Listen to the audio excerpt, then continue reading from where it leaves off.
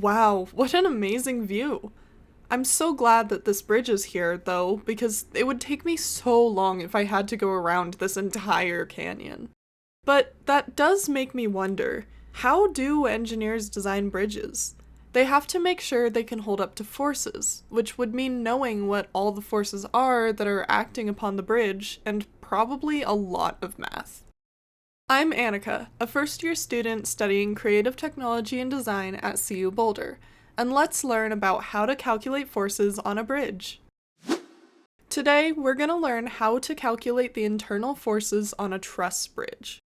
A truss bridge is a bridge built with straight elements that are connected at their endpoints. Usually, trusses are made of triangles, and they tend to be the easiest kind of bridge to analyze. There are lots of kinds of truss bridges. One is a warren, which is made of equally sized components, like equilateral triangles. They can also have verticals in the middle of those triangles.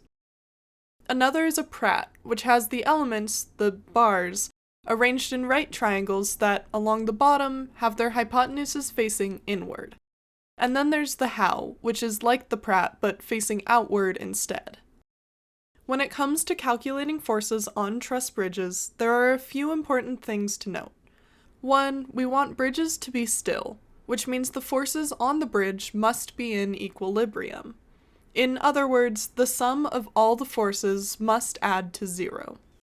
Or, to break it down further, the sum of all the forces acting along the x-axis must add up to zero, and the sum of all the forces acting along the y-axis must add up to zero.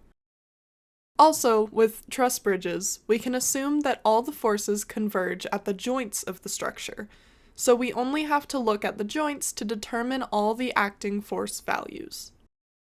Speaking of joints, we're going to use the joints method to determine these forces. This method comes with a set of other assumptions we must make in order for it to work, which you can pause here to read through. Let's analyze a super simple warren bridge today, made up of 3 equilateral triangles with 5 nodes. Nodes 1 and 5 are the ones that the bridge stands on, and the triangles have side lengths of 4 inches. Let's say we apply a force of 10 lbf, pound force, which is a measurement of force, to nodes 2, 3, and 4. Now that we have everything set up, we can start calculating the force. And the joint method breaks down into 4 steps, so let's jump into the first one. Our first step is to identify all the forces acting on each element of the truss. To do this more easily, we're going to draw a little diagram. Now, let's start filling in where forces are occurring and giving them names. We know there's a 10 lbf external force acting on nodes 2, 3, and 4, so let's label those as F2, 3, and 4 to stand for force 2, 3, and 4. There are also forces between each node. Node 1 is putting a force on 2, and 2 is putting a force on 1. We'll call these F12 and F21 to represent that it's the force between nodes 1 and 2 and 2 and 1. One of the assumptions we make when using the joint method is that the value of a force at one end of an element will be reflected equally but in the opposite direction on the other end. So, rather than having these be 2 different variables, let's just call them both F12. We can do this for the forces between every other node, and then we finish off by adding the reaction force, which I'll explain in a minute, to nodes 1 and 5. Which we'll call R1 and R5. That's step 1 done. We know where all of the forces are occurring. Now, step 2. Finding the value of the reaction forces. Reaction forces are found where the structure's supports are. Reaction forces are forces created in reaction to external forces attempting to cause a rotation elsewhere.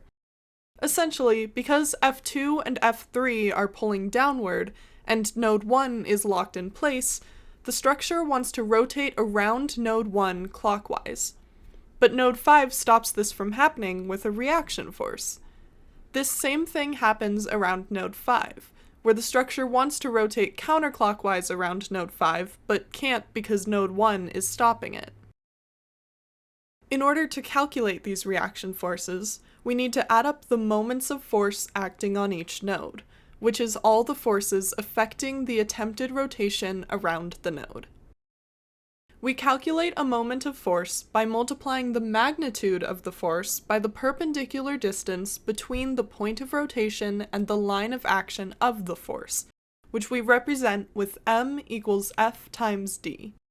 The line of action of a force is an imaginary line extending indefinitely in the direction of the force, and our distance is from the point on that line that is closest to the rotational point to the rotational point. Because our bridge must be in equilibrium, we know that the moments of force around a point must add up to 0. Let's find all the moments of force around node 1. We start with R1. R1 is coming from node 1 and acting on node 1, and so the distance, d, is 0. We can put this in as our first piece. Next is F2. We draw a line of action of the force and find that the closest point on that line to node 1 is 2 inches away, which means our next piece is negative F2 times 2. And F2 is negative here because F2 is a force pulling down. We do the same thing with F3, F4, and R5 and end up with this equation. We can also build a similar equation around R5. Then, because we know the value of F2, 3, and 4, we plug that in, and then can use algebra to find the values of R1 and R5, 15 lbf. That's step 2 done. Now that we have the reaction forces, we can move on to step 3, finding the equations for the other forces. Because we know our bridge is in equilibrium, we know that the forces along X must add up to 0 at every joint, and so do the forces along Y. We're going to use this knowledge to find the values of all the other forces. But before we can do that, we need to sort out what forces are acting upon each node in the X direction and the Y direction. Let's draw some free body diagrams. We're going to take each node and turn it into a graph, where the node is the origin. Now, we're going to draw all of the forces acting on the node as arrows. Luckily, some of our forces are already along just X or just Y, but others are diagonal. We can use our knowledge of trigonometry to separate these diagonal forces into vertical and horizontal forces. Take F12 acting on node 1. We want to know what F12 is along the x-axis. Do you see what I see? It's a right triangle! We can thus use trigonometry and cosine to define this force as F12 times the cosine of 60.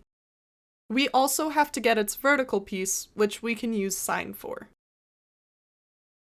And then, once every force on every node is broken down into its vertical and horizontal pieces, we are armed with an arsenal of equations that we can move on to step 4 with, solving for each force. What we have now is a giant system of equations, made up of 10 equations and 7 variables, which we can solve using substitution. Most giant systems of equations like this one aren't actually solvable, but this one is, which makes our little truss a statically determinate one, meaning it can be solved with just these equations. We can start by solving for F12, then use that to find F13 and F23, then use F12 and F23 to find F24, and continue dominoing our way through all the other variables. And just like that, we know the values of all the forces within our truss after applying a 10 lbf force to 3 joints. Any of these values that are negative are considered compression forces, while values that are positive are considered tension forces. Today, we learned how to find the values of all the active forces within a truss. And to do that, we used a very simple bridge. But even with such a simple bridge, we still ended up with a system of 10 equations with 7 variables to find. So imagine how much math you would need to do for a giant bridge like this one. When it comes to bigger bridges, engineers can use tools like spreadsheets to automatically do the calculations for them, making their lives easier when designing bridges and our lives easier as a result of having those bridges. But being able to do the calculations yourself and actually understanding the math that's going on is a lot of fun and a good skill. Now you, too, know how to calculate tension and compression on a truss, just like an engineer. Check out the full lesson on TeachEngineering, then use what you learned about calculating forces in truss bridges in the associated activity Trust in the Truss, Designing a Wooden Bridge.